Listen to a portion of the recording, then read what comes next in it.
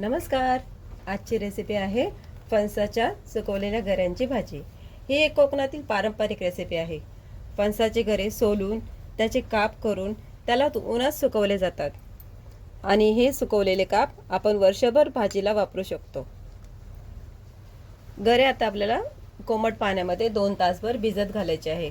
इथे मी 1 ग्लासभर कोमट पाणी करून घेतलेले आहे. आता ते मी गरे भिजत घालते.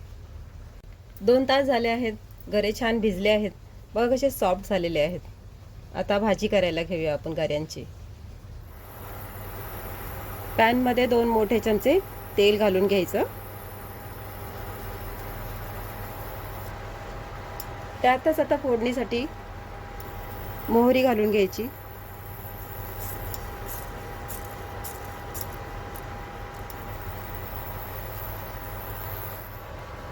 जिरं घालून घेऊया. इथे मी लसूण ठेचून घेतलेला आहे, तोही परतून घेऊया.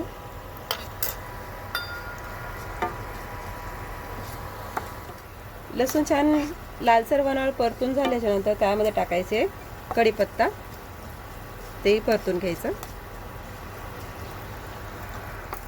आवडीनुसार लाल तिखट घालून घ्यायचं.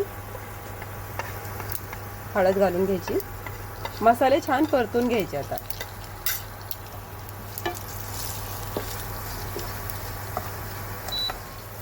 मसाले छान परतून झालेले.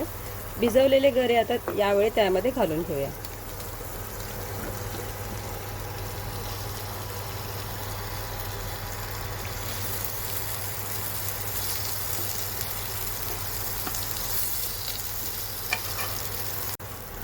मसाल्यामध्ये गरे खूप छान परतून झालेले आहेत.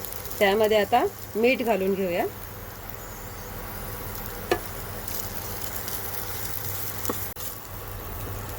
ज्या बाउलने आपण गरे घेतले आहे त्याच बाउल भरून आपण आता पाणी घेतलेलं आहे.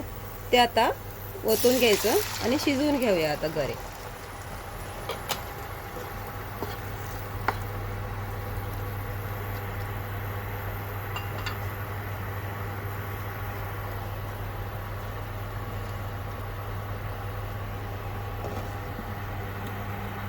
पाच मिनिटं झालेली आहेत. झाकण खोलून बघूया.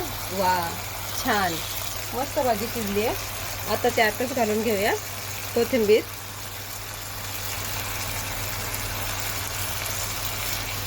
छान मिक्स करून घेऊया.